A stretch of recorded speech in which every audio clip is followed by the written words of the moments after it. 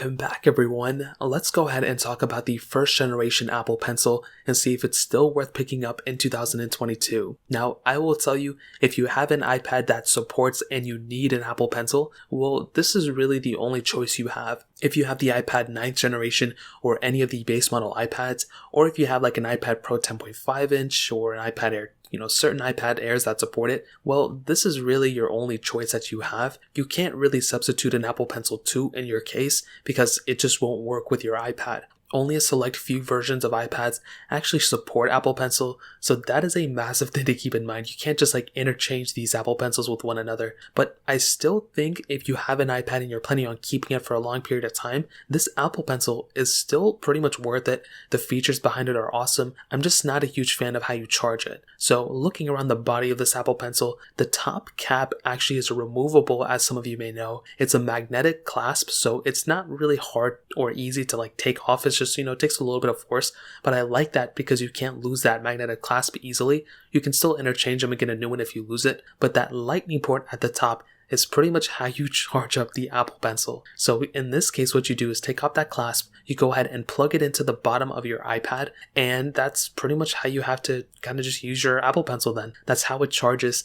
And that's one of my biggest disadvantages with this Apple Pencil. I'm not a fan of that at all, but it is what it is. I'm sure a lot of people are used to it by now. My only concern is if you bend the iPad a little bit, quite potentially you can snap that Apple Pencil lightning port. You do not want to do that either. So the rest of the Apple Pencil is pretty basic. On the bottom, you do have a removable tip, which is really nice because if the bottom of that tip wears down, you can just order some new tips online, get them in, interchange them, and then you're pretty much set there, which is also really cool. Now, I pretty much found that the battery life of these things lasts fairly decent amount. I mean, it's nothing crazy, but like I mentioned, with the Apple Pencil 2, when you're done with it, you plug it into the side of the iPad, and then it'll charge. With this one, you do have to make it kind of an event to take off the top, plug it into the iPad, and then pretty much move on from there. But the capability behind these Apple Pencils have always been so intriguing to me because I'm somebody who is kind of indifferent about them. I use them every once in a while. I own my Apple Pencils, but I just never really got around to actually, utilizing every single day. I know a lot of people who live and die by the Apple Pencils. They need them every day. Me personally, I just take all my notes on the Notes app,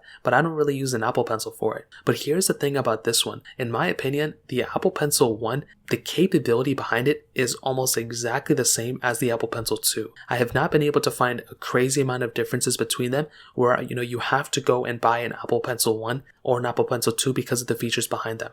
Besides the charging mechanism and all that, and the connectability between them, they're pretty much the same thing. One of my favorite things about the Apple Pencils, though, whenever I use them, is actually with just the pressure sensitivity. Now, I am a novice when it comes down to it. I'm not an expert. I don't use every single thing with these Apple Pencils, but it's very impressive when I'm taking notes every once in a while on these Apple Pencils and, I kind of press on a little bit too hard and it actually interchanges and changes the depth and the size of what I'm writing. So that is a really cool thing. I can see a lot of this stuff come down to, if somebody wants to go ahead and take notes in class and different things like that, well, being able to highlight certain things and being able to move around like that is actually really impressive. Beyond that, though, if people are saying, oh, why don't I just buy a cheap stylus, rather than buying an Apple Pencil, there is still a lot of capability behind these Apple Pencils. Like I mentioned, if you're, a graphic design artist, having that ability where you can actually, change the depth and change the size and the sensitivity of your drawing with your Apple Pencil is really impressive. And that's something that, as the time goes on, a lot more applications are utilizing that feature. So that's another awesome thing that I love. And ultimately, I totally think the, Apple Pencil 1 is still worth it in 2022. I mean, you don't really have too many other choices. If your iPad supports the Apple Pencil 1, you don't have another choice. You pretty much have to buy it at this point. If you do have an iPad or you're planning on upgrading your iPad very soon, well then I would completely wait out. I would not buy the Apple Pencil 1 yet. I would wait to see if, which iPad you're buying next.